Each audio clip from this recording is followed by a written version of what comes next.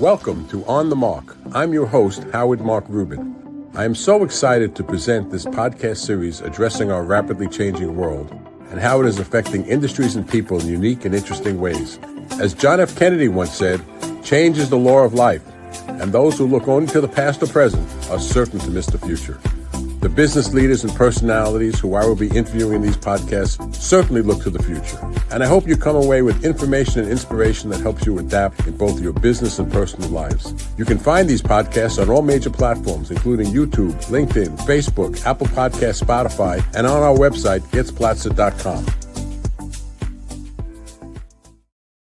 Welcome to another edition of On the Mark. And today we have with us Melanie Herschorn. Now, Melanie can help you get your story out there, whether it's a good story, a bad story, a long story, a short story. She's an independent publisher, a book marketer, a best-selling author, and I believe I would call her a ghostwriter. She'll help people write their books or help them get it out there. So, Melanie, welcome to On the Mark. Thank you so much, Howard. I'm excited to be here. Okay, so let's go into a little bit about what makes a good book. Does it have to be not boring? Does it have to have a theme? What do you think makes the best book for people who want to? Yeah. So first of all, it needs to be a book about business in order for them to work with me. I learned a very, very long time ago that fiction is just not my jam. There are lots of people that can help people do fiction books and do them well, but I stay in my lane. And so what makes a good book is, first of all, having an intention and a goal for afterward. So if you say, I want to write a book, but you don't really have an audience for it, that's great. But again, it's not going to serve you or your business. And that's really why I do what I do, is to help people tell their stories and make money from telling their story ultimately, and build their authority and visibility. See, I find I work with a lot of wealthy people, business people, and believe it or not, a lot of them have big egos. They think that they do everything right, and other people just don't understand. So when they want to get a book out, they want to show that they can teach somebody something. And they're not so interested in marketing for new business, because the people that do this that I know usually are successful people anyway, and they want to get their message out. It's that ego-driven kind of thing. Do you find that ego is the main reason that people want to write these type of books? I'm going to say it's 50-50. Okay, maybe more like 90-10. Yes. Ego definitely plays a part, because somebody who doesn't have an ego, or maybe doesn't have the confidence, is never going to think that their expertise is worthy of being in a book. And I'm going to say ego is not a bad thing. So no, yeah. I think you need ego to be successful. And you can call it ego, you can call it confidence. Yeah. You take confidence to a certain degree, it becomes ego. Now, and the type of people you work with, you're telling me you work mostly with business type people. Are there any ethical standards in your industry? For instance, if Jeffrey Epstein, when he was alive, wanted to come in and do a book of his life story, very successful businessman, had another side of his life maybe, but he was very successful in business. Is that someone that you would work with? No, I would not work with somebody who has done bad things, but that's because that's my integrity and my ethics. And as my husband would say, I don't want blood money. So I would much prefer to not work with people whom I find morally disgusting. How politically? I don't want to get into the politics, but No, sure. if there are people that you don't agree with politically, whatever your politics are, can you still work with them? 100%.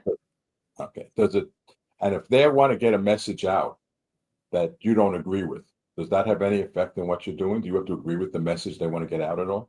I do not have to agree with the message. So I have a master's in journalism, and one of the things that was drilled into me over and over again is journalistic ethics. And some people may say that's an oxymoron. I don't think it is. I think it's a valuable trait that I have. And so I am able to really just focus on the person. So I have worked with many authors who are writing Christian books. I am not Christian. I often say to them, I'm sure Jesus was a really nice guy. And that's my feeling about it. But I'm more than happy to help you get your message out there to the people who need to hear it. But so So politics for me if they is were, not. Mhm. uh, so if they were like a anti-abortion person, and I don't know what your politics are on abortion, but you were the opposite side, that wouldn't matter if they wanted to write a book on how abortion is murder. All right. Well, Interesting. I may have a problem with that one. But if Ah, it's about a political party, see, because I oh, don't know. I mean, okay. now we're getting into it. Like, is abortion really political, or is it more of a human right? Well, So I think in the it's both, but I think in the United States, people's politics get involved in their positions on religious issues and things like that. You told me you could work with a Christian, but yeah. for a Well, Christian that wants to get into something like that, I'm trying well. to understand Mhm. what your parameters are and who you work with. Sure. All right. So if it's somebody who is telling their story about how they chose not to have an abortion because their beliefs were that abortion is murder, then that's their beliefs. And if they want to write a story about that, that's great. If they want to go and picket outside Planned Parenthood, that would probably take it too far for me. However, I've never run into this, so hopefully I never will have to have any kind of conversation around this. Okay. So let's talk about another type of person, celebrities. Mhm. I'm sure I've seen some of your the books that you've written. You've worked with some celebrities, some well-known people. What's the difference between working with a celebrity and a non-celebrity in writing a book? Is there a difference in how you approach it? Well, the closest thing to a celebrity with regard to books that I've worked with is somebody who is actually in politics. Right. So, but in terms of like Hollywood, I have not worked with any of them in that regard. I did PR many, many years ago, walked red carpets. So, if a celebrity approached me and said, I want to write a book, I would say, wonderful, let's do it because theirs is more of a they already have a platform. So it'll probably be easier to promote it than somebody who's coming to me and doesn't really have any social media following or a presence that people know about. Now, do you find that a lot of your clients are writing books to get them business, or are they doing it just to increase their profile? Or are they doing it just for ego, just to get their life story out there? What's the motivations that people have for writing books? It's a mix. It really is. And I would say that ego plays a part in every one of those. Right. Some people say, I want this because I want to get more business, but it isn't usually clients as much as it is bigger opportunities. So I want to start speaking, for example, and I want to get paid to speak. Or I'm thinking about starting a podcast and I want to have a book as well. So or I've been an attorney for X number of years and I really want to do things aside from being an attorney. Okay. So let's talk about attorneys, and I know you work with a lot of attorneys. Mhm. Um, do when you're working with an attorney, uh, is the attorney usually looking to talk about how successful he's been and talk about his cases as a book, or is he looking to talk about why should people should come to me as an attorney and give me business, or are they looking just to for self aggrandizement to just get their story out of there? What's usually the motivation for an attorney to do a book? The motivation is the knowledge gap. There is a vast knowledge gap between what we lay people know and what intelligent attorneys know. And that's actually why I started working with attorneys in the first place. I had a family member go through a really nasty divorce, and all the results of the divorce were the exact opposite of everything I've ever seen on Law and Order or The Young and the Restless. So I went, wow, if I don't know this, who else doesn't? And the more market research I did, the more I realized there is such a vast knowledge gap of me and my lay people to attorneys and what they know and what they think we know, but we don't know. And they're constantly saying the same thing to people in every consultation. So when you start saying the same thing 15 times in a day, it can get pretty ridiculous. So why not put that in a book and educate people? And so often there's an educational component to it because they really have a desire to help their potential clients and just to help people in general understand things that we don't understand. Let's go through the process of how it's done. Say I want to write a book, and I come to you and say, Melanie, I'm a lawyer. I do some other things, but I'm a lawyer, and I want to write a book. And what do you say to me? And tell me what the process is to get to the point of writing a book. Okay, so Howard, why do you want to write a book? Well, I want to write a book because I think that I had a very interesting life, and I think that I have something to say that will help people understand their own lives and make their own lives better. And I want that to be something that I leave in perpetuity. That after I'm gone, people can read my book and they'll know who I was and what I was thinking. Okay, so that's a great goal. Who's your audience? Who's your intended audience? Is it potential clients of the firm that you plan to leave? Is it a particular subset of the population? Who is going to read this book, Howard? Well, I think because I have a big ego, I think everybody could benefit from my book. So I want my audience to be everybody because everybody can benefit from my knowledge. I love your ego. And also, no, that's not a thing. People cannot. It's like when somebody says to you, I sell skin products, and they say, okay, great. Who's your audience? And everyone with skin.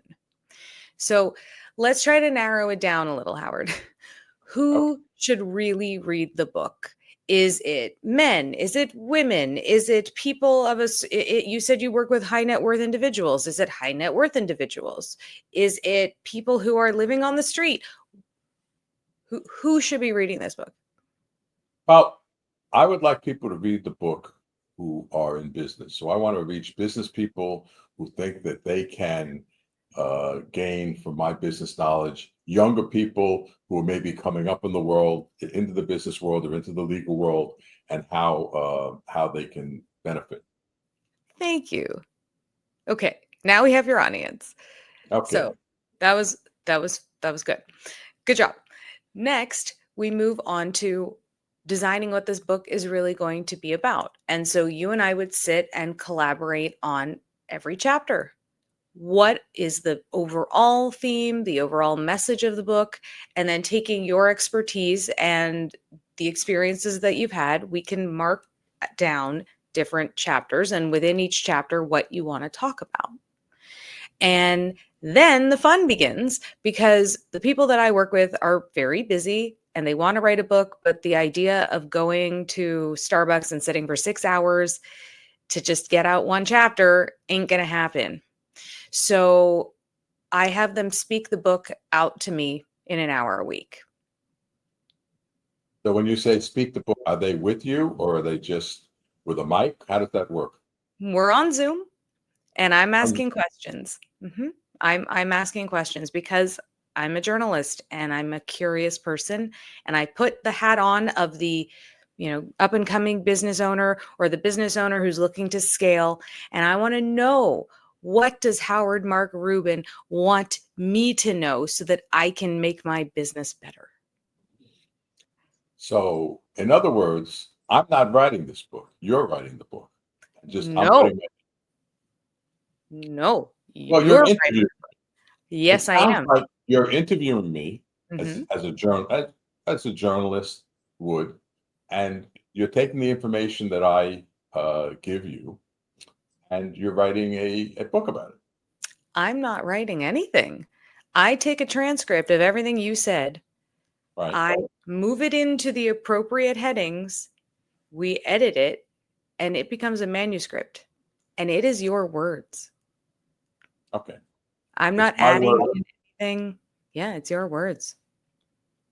I mean, I recently I have a client who is in the Godfather movie. He's a main character in the Godfather movie, and I'll give his name. He likes me to give his name. Gianni Russo, he's written several books, and but there's at the bottom of the book has his name, and then there's another name of another person. And I asked him, well, who's that person? And he said, well, he's the guy who actually wrote the book. I He interviewed me, and I told him all my stories, and but he's the actual author. And I find that most books written by authors who are not professional authors are written by ghostwriters for several reasons. One, they're better writers in terms that they know how to do this, and that's one of the things that you're very proficient in. And it flows better as a story, and it gives them a perspective. I don't have a perspective as to what to how to organize the book, what's important for me to get out. I may think that something that I think is really, really important is not that important, or maybe it's a little obnoxious, or maybe it's not the I'm not saying it in the right way, and it's really the job of the can I use the word ghostwriter? Is that an offensive Well, title? in when your client absolutely used a ghostwriter. Yes. Okay, So that is and an appropriate way to use it. so in I introduced you as a independent publisher, book marketer, best-selling author. Would ghostwriter be in that list of your functions? No, that is not a title that I will accept and wear Uh, because it's almost like a to me it would be sacrilegious to take somebody's expertise and ideas and then plaster my name on it. And that's one of the reasons that I got into this in the first place is that I just want to help people take their brilliance and share it with the world. So my name, my company name doesn't appear on the book at at all. all, At at all. all. Yeah, unless you want to say, "Hey, thanks, Mel, because 'cause you're awesome and I love you," in the author notes or in whatever. But no, no, my name is not on the cover of the book. It's so important to me to preserve the integrity of somebody's thoughts. It's amazing how and I'm gonna credit my journalism training on this. I was taught to write for the ear and to write for broadcast. Mhm. And when we sit and we type, it's different than when we talk. And so much of what we say is more digestible, more understandable. It's clearer than when we sit and we try to type it out. And so I'm a big proponent of having you share a story. And I'm going to take that story and yeah, I'm going to clean up the ums and the uhs. And if you trail off a sentence, I'll fix that. But I'm preserving the integrity of what you're saying. And I also want to, you have ego, which is wonderful. And I want to help that ego because the last thing I want to do is say, "Oh no, you didn't write your book. I did." Because that's not true. You wrote it. I just I'm just the conduit, the facilitator. So one of the things in this podcast that we cover, because I think it's important, is how technology, particularly AI, is changing how people do business, and how it's affected, I think, and it will affect in the future almost any profession, any aspect of our society, as the internet did when the internet first came out. Tell me about how AI affects what you do now, and how you see it in the future, uh, changing the way that book publishing and is going to operate. So I love AI. Absolutely love technology. I always have. I welcome it. I give it big hugs because it can really make our lives so much better. That said, I don't think that people who use AI to write a book is a very well, first of all, at this point in time, Amazon and Ingram Spark, which are the two platforms upon which we publish all books, they have a lot of regulations around how much AI is in your book. And, I'm not an attorney and I only play one on TV. And, well, I wish I did, but um, there are rules around copyright as well. So you can't copyright something that has that where you've garnered all the information from AI. So unless that changes, which I don't know that it will, I don't see AI as a replacement for content in a book. Now, that said, editing, 100%. It's wonderful. I am able to take a really like messy paragraph and say, preserve the entire thing, but take out the extra ums and ahs. And it does. That doesn't replace an editor, though, because I'm still editing it. I have an editor on my team. I have a proofreader on my team. So I'm not replacing it there. So right now, what you're doing now in publishing a book or going through a book, is it any different than what you did, say, 3 to 5 years ago? Has it changed? I'm talking about the technology. Has it changed at all? The only thing that's changed is that I can run it through AI in terms of editing for the preliminary, like getting rid of the mess. And the fact that I'm able to have a conversation on Zoom and it automatically transcribes it. Because 5 years ago, I had to use a separate program, upload the video, hope for the best, and 9 times out of 10 there were words that were unintelligible. Whereas now it's so much more robust. Let me ask you, one thing AI is may do, hopefully it won't to a lot of us, is replace a lot of the jobs that we have now.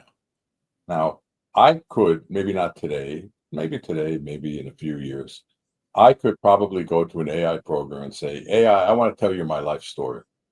I want to tell you what I'm going to do, and I'm going to talk to AI. And now it's my word, just like you're saying. You're not a ghostwriter. AI is not my ghostwriter, and I'm Mhm, telling AI my story or what I mhm, want to talk.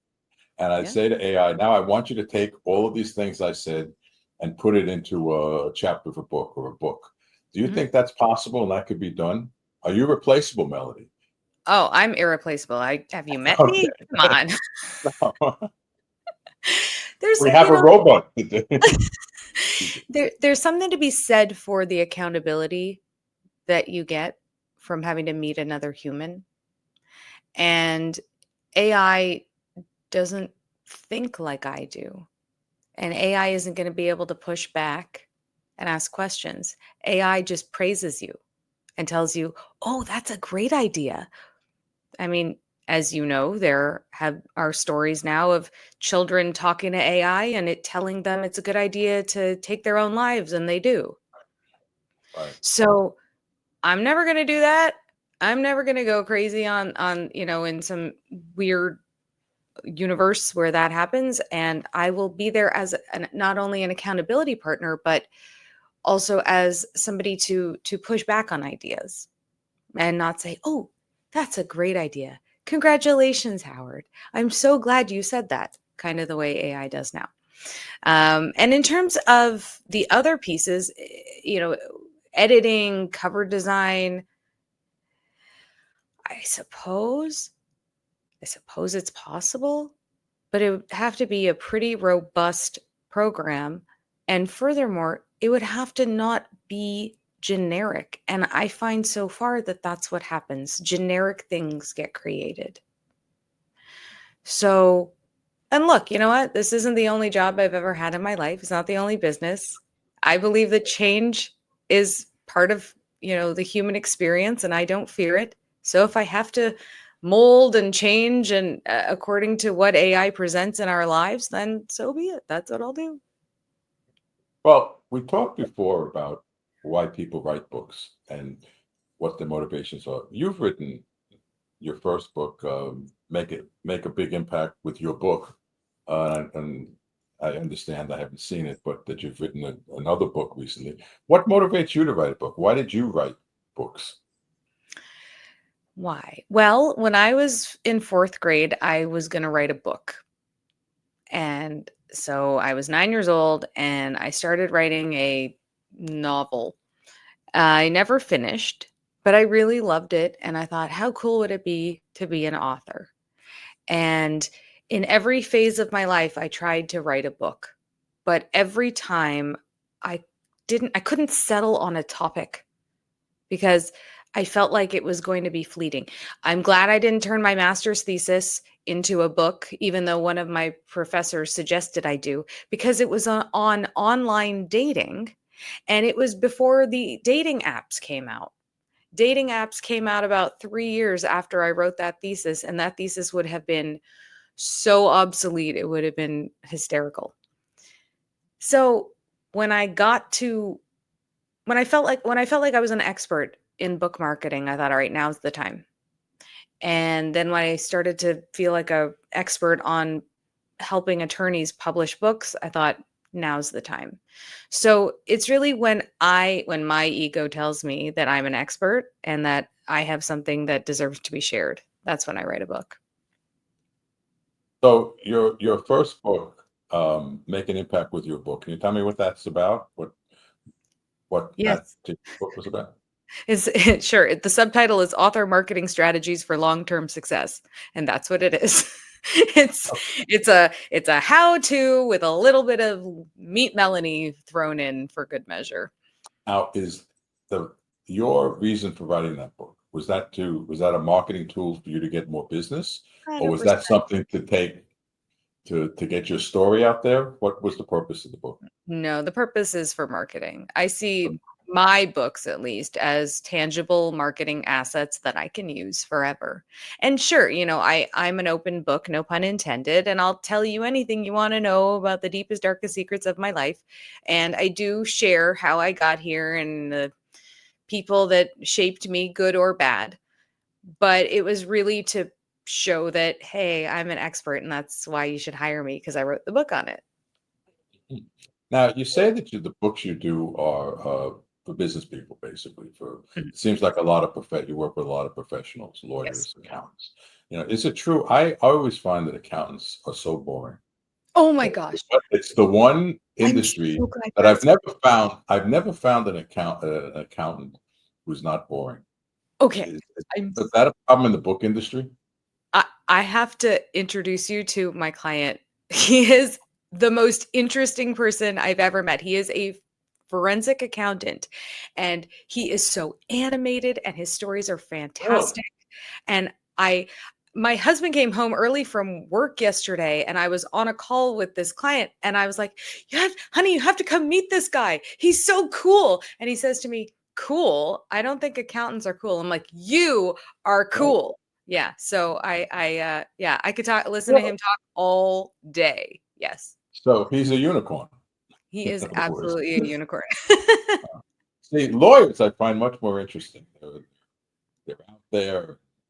They do a lot of more stuff. Although, I have one of the things that I tell people, um, because what I do is basically within a firm, my main function is to bring in business, to be the rainmaker.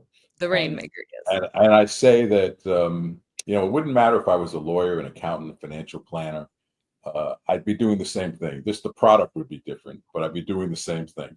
I'm Right? really, a salesman that has an industry that he's in and knows the industry and is able to work on it. Is that something that you find is true of a lot of successful professionals? That since to be successful, it's great to have great knowledge in an area of success, but really what makes a company successful is that you have to have clients, you have to have business. You have to know how to market it and get it. It's true in your profession, in my profession, in any type of service industry.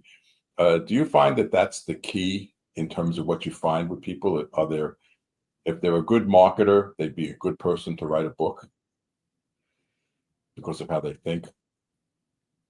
It helps, but it isn't a be all and end all because there are severe introverts who have a lot of interesting things to say and may shy away from even stepping their foot in a networking meeting. Do you find they're harder to work with? I would think that you'd have to draw them out. It would be a much harder person. You wind me up and say, start talking, and I can go for hours. But Right. someone who's an introvert, I would think that would be a problem. That No, I don't see that. I mean, I'm an introvert, believe it or not. Oh, I'm an introvert too, outside of when I'm on stage. I mean, I could be on, I've done off Broadway, I've done Right. stand-up comedy, get on stage. But if I'm in a room of 100 people, I'll stand in the corner. I won't approach anybody I don't know unless they come to me, and then it's a different thing. So I'm introverted in that sense. But when I'm on stage, I'm not introverted. This is like the stage, so I don't have that issue. But if you met me in a cocktail party, you'll see me standing in the corner and not talking to anybody. All right. Well, I'll But go up and say that's hello. okay. So you don't find that personality of a person affects on how good a book they can write, whether they're an No, because introvert or extrovert. no, because if their stories are good, Right. then that makes a phenomenal book. And once you get somebody talking and telling you a story, their eyes light up and they're animated and they're in it. What happens if, I mean, I don't know if you've had this situation. What happens if someone's being obnoxious to you and they're Oh, telling you this story and you find that what they're saying in your mind, whether you say it or not, is something else, but you find that boy, this person's obnoxious. I don't really like this person. This person is just someone that I don't like. What do you do? well, I will share that there was someone like that. I was only brought on to do the marketing piece of their book. And I use the word gentleman in quotation marks only, looked at me and said, the minute Zoom opened, "Why aren't you wearing any makeup? You don't put it on for me?" And I said, "You pay me for my brain." And he shut up. I stopped working with him shortly thereafter. And I want to say that I get a pretty good sense of people prior to working with them. And I will not work with somebody who will be offensive. I had a situation. I was with a young female associate, a client who was a little obnoxious. He would every sentence basically he would say about the other side. They raped me. They raped me. And he kept on using the word rape. It's like, or he'd use a lot of cursing in the way he spoke, and she was somewhat offended. I mean, she was like cringing a little bit. You could see her cringing. If somebody's is like that to you, she couldn't say anything because she was an associate. After she left, I spoke to her and I spoke to him. He didn't quite understand it because that's how he talks. That's what he does. So he didn't understand it, and I tried to apologize to her, kind of what did, and but I was going to take her off the case, but that I felt that would be unfair. Not that she did anything wrong. So in any way, if you have that situation that someone's acting obnoxious to you in the way that in the language they're talking to you, or Mhm, maybe they're coming on to you, or they're mhm. trying to flirt with you, or doing something. How do you handle that kind of I situation? call it out. You do. Life's too short. Yes, I have a person that I have to do some work with, and he kept saying, "Ladies, ladies." And I said to him, that word, it's a little antiquated. Can you just call us women, please? And you know what he said? He said, "Oh, someone else has pointed that out to me too. I forgot." Okay. I I there are so many ways to get people to see things differently if you just approach with kindness but firmness. Mhm. Have you ever started working with a client that you just said in the middle of the project, we're just not a good match. I just can't work with you. The chemistry's not there. Uh, I think you should work with somebody else. Has that ever happened to you? In my earlier days, it was more, I'll get it. So one thing about me is that I am tenacious and I will do a project even if I am so miserable. But if I say I'm going to get it done, then gosh darn it, it's going to get done. I may be complaining behind their backs, but I will do it. So thankfully now I'm a lot more judicious in who I take on. And Mhm. so that hasn't happened in years. Okay. Now, I know a little bit because I have some friends that have written books on the distribution of books, Mhm. and how do you get to be a bestseller on Amazon? I'm told that on Amazon. I don't know if you want to comment on this, but I was Right. told this is true that Yeah. if when you go on Amazon, you have to sell a certain amount of books in a short period of time, and then you get on some kind of bestseller list. So what the authors try to do is they get their friends and family, please order these books, or they order it themselves to get on this preferred list, to get on this list. Can you tell me how that works on Amazon? Yeah, I mean, that is essentially how it works. However, that tack doesn't always work because if your friends and family are not that supportive or they don't read their email or they just don't get around to it, then you're kind of out of luck.